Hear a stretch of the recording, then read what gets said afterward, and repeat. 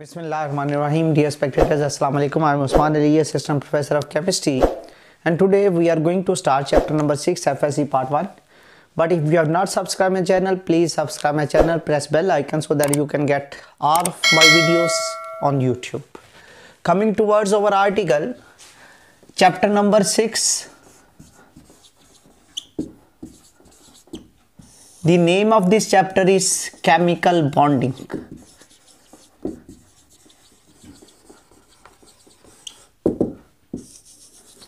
In chemical bonding, first of all, we are going to discuss the introduction. In introduction, we will discuss the definition of chemical bond. What is the definition of chemical bond?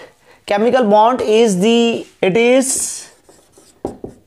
force of attraction which holds, जो पकड़ के रखती है किनको? Atoms, ions और molecules together. जो atoms, molecule और ions को इकट्ठा पकड़ के रखती है, क्या बनाने के लिए? To form chemical compounds is called as chemical bond. Chemical bond में कौन कौन से आ जाते हैं? इसमें आ जाता है आयोनिक बॉन्ड, इसमें आ जाता है कोवलेंट बॉन्ड, इसमें आ जाता है कोऑर्डिनेट कोवलेंट बॉन्ड। ये तीन तरह के कोवलेंट बॉन्ड, तीन तरह के केमिकल बॉन्ड जो है वो एग्जिस्ट करते हैं। अब सबसे पहले जो है हम इसमें डिस्कस करते हैं what about the cause of chemical combination. What is the cause of chemical combination? Cause of combination कि क्यों एटम्स, मॉलिक्यूल और आइंस एक दूसरे के साथ कंबाइन होते हैं। तो कॉज ऑफ कॉम्बिनेशन जो है ये दो चीजों पे डिपेंड करती है। नंबर वन, वो डिपेंड करती है कि किस तरह से एटम्स जो हैं वो एक दूसरे के साथ मिलेंगे, और वो डिपेंड करती है क्यों केमिकल मिलेंगे या क्यों एटम्स, मॉलिक्यूल और आइंस मिलेंगे। इट डिपेंड अपॉन, ये डिपेंड करती है किस पे? इलेक्ट्रॉनिक कॉन्फ़िगरेशन पे। इलेक्ट्रॉनिक कॉन्फ़िगरेशन, दो चीज़ें हैं, दो फैक्टर हैं जो कॉम्बिनेशन को काज करते हैं। Number one, atom tend to, कोशिश करते हैं, कंबाइन होने के लिए कोशिश करते हैं, tend to get stable, number one, stable electronic configuration, कि एटम स्टेबल कॉन्फ़िगरेशन हासिल करने की कोशिश करते हैं। और नंबर टू, स्टेबल कॉन्फ़िगरेशन हासिल करते हुए वो क्या करते हैं? They tend to lower their energy, वो अपनी एनर्जी को लोअर करते हैं। क्या करने के लिए? To form bond. इसका मतलब है बॉन्ड बनाने के लिए दो चीज़ें ज़रूरी हैं। नंबर वन, उनकी कॉन्फ़िगरेशन जो है वो स्टेबल हो, और नंबर टू, उनकी एनर्जी लोअर हो, तो फिर एटम आपस में बॉन्ड बनाते हैं। तो सबसे पहले हम देखते हैं stable electronic configuration. Stable electronic configuration में हम जिक्र करते हैं नोबल गैसेस का। तो नोबल गैसेस जो होती हैं, से हमारे पास नियॉन है, तो नियॉन का एटॉमिक नंबर 10 होता है। 1s में 2 इलेक्ट्रॉन है, 2s में भी 2 इलेक्ट्रॉन है, 2px में भी 2 इलेक्ट्रॉन है, 2py में भी 2 इलेक्ट्रॉन है, एंड 2pz में भी 2 इलेक्ट्रॉन्स हैं।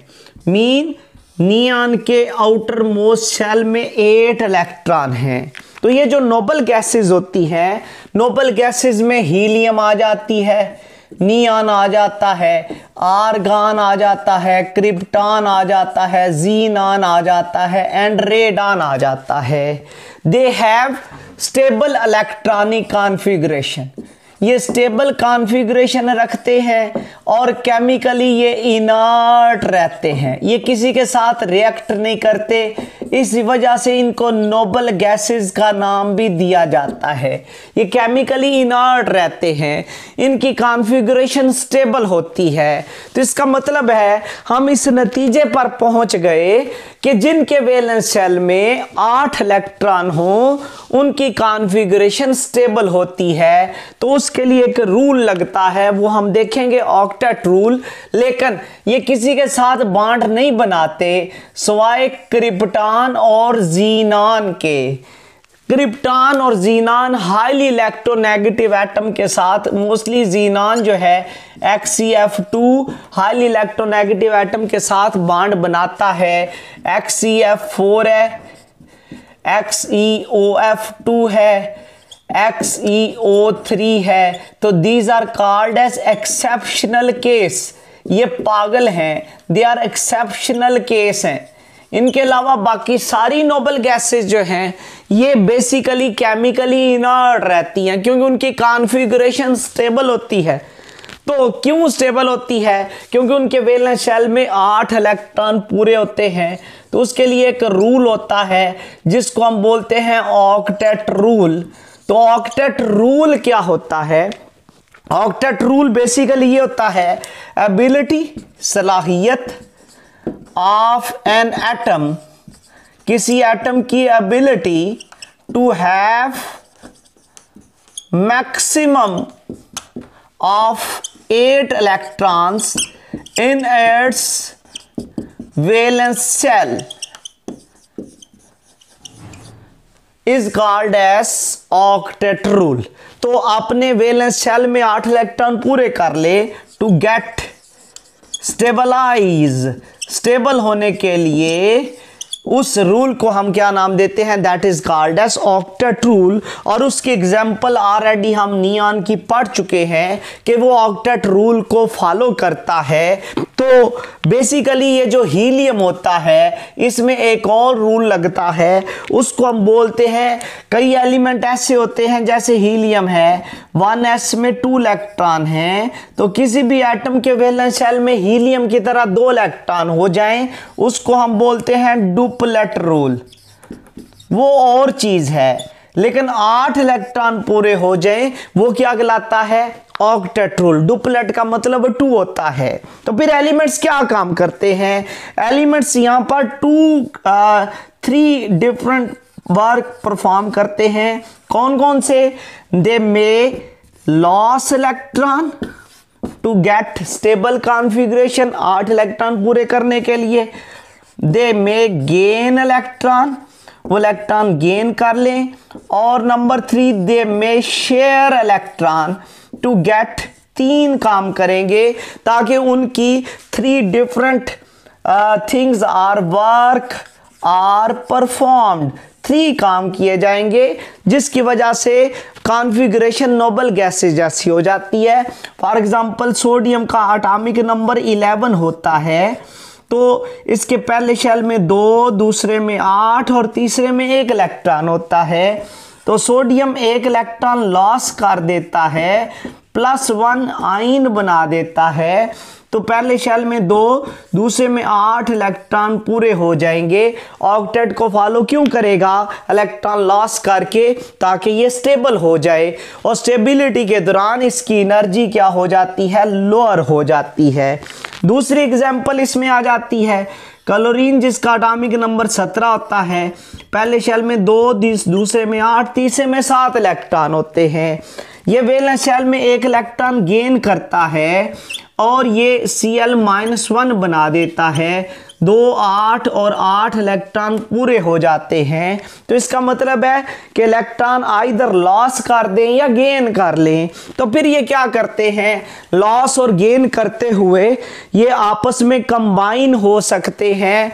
जैसे सोडियम ने इलेक्ट्रॉन लॉस किया, उसका केटाइन बन गया। क्लोरीन ने गेन किया, वो एनाइन बना दिया। ऑक्टेट को फॉलो किया तो ये आपस में केमिकल बॉन्ड बना लेंगे। और बॉन्डिंग में क्या होता है? एनर्जी इज लोअर्ड, एनर्जी कम हो जाती है। अब दूसरा ही होता है, जैसे क्लोरीन के वैलेंस शेल में 7 इलेक्ट्रॉन होते हैं, तो ऑक्टेट पूरा करने के लिए इसको कितने इलेक्ट्रॉन चाहिए? 1 इलेक्ट्रॉन। दूसरा क्लोरीन आएगा, उसके भी वैलेंस शेल में 7 इलेक्ट्रॉन हैं, तो ये आपस में इलेक्ट्रॉन शेयर कर लेते हैं, तो ये सिंगल बॉन्ड बना लेते हैं। दोनों जो हैं they get octet rule satisfied, 8 electron पूरे कर लेते हैं। मीन एलिमेंट्स या इलेक्ट्रॉन लॉस करते हैं या गेन करते हैं या शेयर करते हैं। हाइड्रोजन वो वाहिद एलिमेंट है, हाइड्रोजन 2 काम करता है। हाइड्रोजन जो है ये बेसिकली इलेक्ट्रॉन लॉस भी कर सकता है और इलेक्ट्रॉन गेन भी कर सकता है to get itself stabilize. For example sodium के साथ लगा होगा तो बेसिकली हाइड्रोजन क्या करता है? सोडियम के साथ लगा होगा तो हाइड्रोजन ने क्या करना है? इलेक्ट्रॉन को गेन करना है। और यही अगर क्लोरीन के साथ लगा होगा तो ये इलेक्ट्रॉन उसको डोनेट करेगा। तो इसका मतलब है कि ये जो हाइड्रोजन है ये दोनों काम कर सकता है, इलेक्ट्रॉन लॉस भी कर सकता है, गेन भी कर सकता है। गेन करेगा तो -1 चार्ज बना देगा, लॉस करेगा तो +1 चार्ज बना देगा। तो अक्सर ये आ जाता है, क्या ऑक्टेट को फॉलो करना ही जरूरी होता है? इस octet rule universal for stability, क्या स्टेबल होने के लिए ऑक्टेट रूल को फॉलो करना जरूरी है? नो, ये जरूरी नहीं है। फॉर एग्जाम्पल हमारे पास BF3 है, बोरान 3 फ्लोरीन के साथ बॉन्ड बनाता है।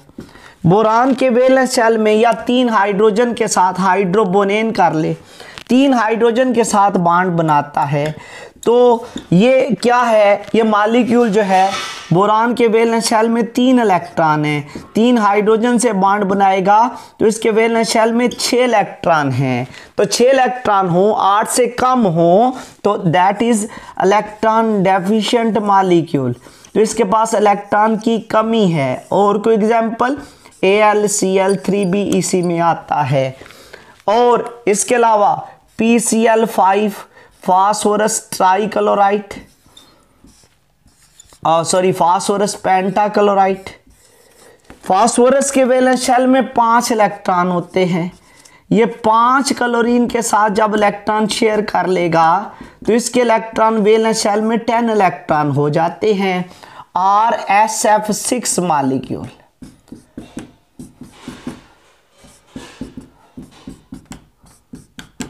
SF6 मॉलिक्यूल में सल्फर जो है ये वैलेंस शेल में 6 इलेक्ट्रॉन रखता है, 6 फ्लोरीन के साथ बॉन्ड बना लेगा तो ये वैलेंस शेल में इसके 12 इलेक्ट्रॉन हो जाते हैं। तो वो वाले एलिमेंट जिनके वैलेंस शेल में 8 से ज़्यादा इलेक्ट्रॉन हैं, they are electron rich molecule. तो कुछ इलेक्ट्रॉन डेफिशिएंट होते हैं जिनमें 8 से कम इलेक्ट्रॉन है, और कुछ इलेक्ट्रॉन रिच मॉलिक्यूल है जिनमें 8 से ज़्यादा इलेक्ट्रॉन है। Still they are not following octet rule but they are stable. और स्टेबल क्यों है? Stable due to their geometry, अपनी ज्योमेट्री की वजह से स्टेबल होते हैं। तो ज्योमेट्री की वजह से अगर स्टेबल हों और ऑक्टेट रूल को फॉलो ना करें तो हम ये कह सकते हैं octet rule is not universal for stability. तो ये स्टेबिलिटी के लिए यूनिवर्सल नहीं होता, सब पर लागू नहीं होगा। अल्लाह हाफिज़। अगर आपको वीडियो पसंद आ रही है तो मेरे चैनल को सब्सक्राइब करें, बेल आइकन को प्रेस करें ताकि मेरी हर आने वाली वीडियो आपको मिल सके। अल्लाह हाफिज़।